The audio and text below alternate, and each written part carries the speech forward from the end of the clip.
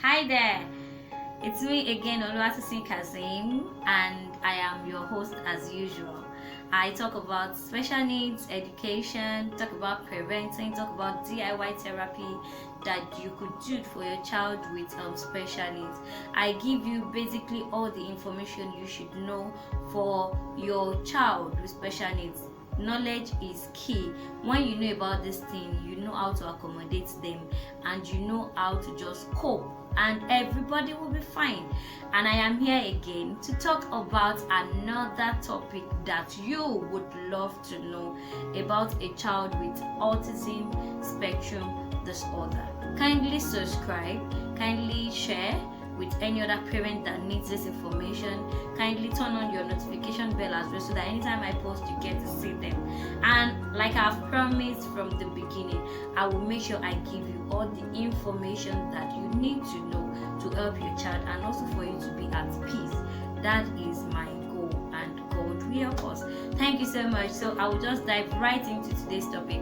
In my last episode, I talked about the introduction to sensory processing modalities, and then I talk about the hypersensitive, I talk about the hyposensitive, and if you are not watched that, you would need to watch that so that you can understand what we are talking about.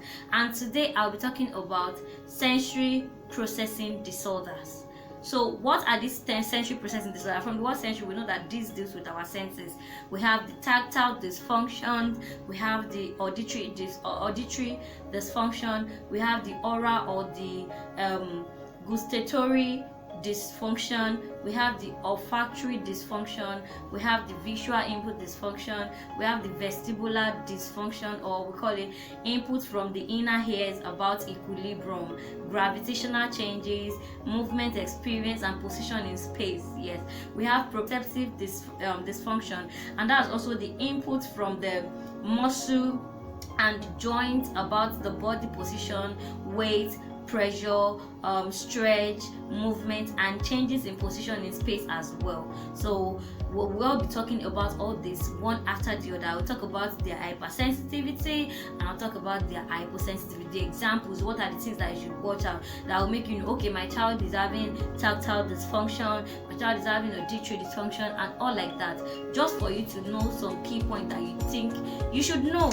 And don't forget, I said that some child can be hypersensitive and some can be hyposensitive, and some child can have both, which means the child can be have symptoms of hypersensitivity and also hyposensitivity at the same time, maybe probably in different region of their brain, and then the information is passed to the sensory in that way. So let's go right into that. So let's talk about hypersensitivity with touch, which is the tactile defensiveness for a child that is hypersensitive to touch. So what are the things that could probably the symptoms or the behavior that they could probably be showing, just for you to indicate, oh, my child is hypersensitive to touch? One, they become fearful, anxious, or aggressive with light or unexpected touch. They become very fearful, sometimes they are anxious or aggressive when they have an unexpected touch. Another one is as an infant, he or she may not like to be held or cuddled. Yes. And then cry and pull away anytime you want to cuddle them, anytime you want to carry, and you are just one child will not allow you carry, they will not allow you to cuddle them. It is not their fault, it is because they are hypersensitive to touch. Some distress when diaper is being changed or needed to be changed, because definitely you need to touch them. They will show this they will be distressed anytime all these things need to, anything that will lead to touch is an issue. They appear fearful or avoid standing in a close proximity to other people or peers of their age, especially when they are in line. You see them avoid someone touching them, just don't touch. They become frightened when touched from behind or by someone or something that they cannot see. Like I said, unexpected touch, or sometimes when they are under the blanket, they just want to avoid anything that would touch them. It is because they are hypersensitive to touch. They are tactile defensive. And sometimes they complain about they complain about having hair brushed, or maybe very picky with a very particular brush. You see that they will not allow you brush their hair, they will not allow you touch anything. It will become an issue. That's because they are tactile defensive. They refuse to wear new or stiff clothes or clothes that have rough texture, turtleneck, jean, hat or belt. That is because it brings a close proximity for a particular touch or a sensation on their skin, and it is tactile defensive for them. Avoid or dislike or aversive to messy play. So what are messy play? The play that child did do with sound, mud, water, glue, glitters, play-doh, slime, or funny forms like that. You see them, they don't like it. You will not see them close to sand, play-doh, mud, water. They just don't want to. That's because there's a close proximity to their skin. They will be distressed. They will be distressed by dirty hands and want to wipe off or wash them immediately. You want to see them wash their hands frequently. That's because they just don't like the feel of that on their skin. They are distressed by cutting their hairs, or their nails, or their fingernails, their toes nails. They would not allow that. They are picky eaters. They only eat a certain taste or texture.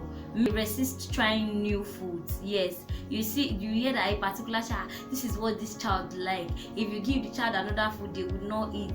It is not their fault. It's not that they want to be picky, but it is just the way that food appeal to their taste bud, and then the way the texture is. That's why they are used to that, and any other food cannot be introduced except with help of a therapist, just for you to let them introduce all that to them.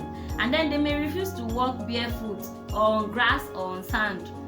Anywhere we are going, we can wear shoes. They just would not walk on their barefoot. Yes, so those are signs of tactile defensiveness for a child that is hypersensitive, which also means over responsive to sensory issues. And then this brings me to hypersensitivity of touch, which is under responsive of tactile defensiveness. So these are some of the examples of things that you see them exhibit. Example, they may crave for touch. This particular child, particular set of kids, they crave for touch. They want you to touch them, to hug them, to cuddle them. They just want everything with everybody. They are just the huggy kind of child. They will hug you. They want you to cuddle them. They don't care about your weight. Yes. Another one is she is not aware of being touched or bumped into unless done with an extreme force or intensity. So this kind of child, when you bump to them, they are not aware of it. That is what I do. They are not aware, except if it is done with an extreme force or intensity. That's when they will be aware. But you are just doing that no matter then to just see them. They will not do it. Sorry that I have to use that. They would not.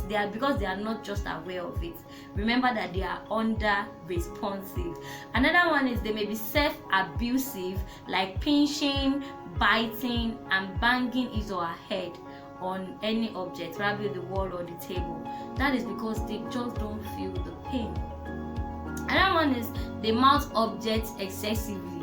They mouth their clothes, they mouth paper, they mouth anything apart from food. They mouth anything. It is because they are hypersensitive to touch. They frequently hurt other children or pets while playing. It is because they are under responsive to tactile defensive.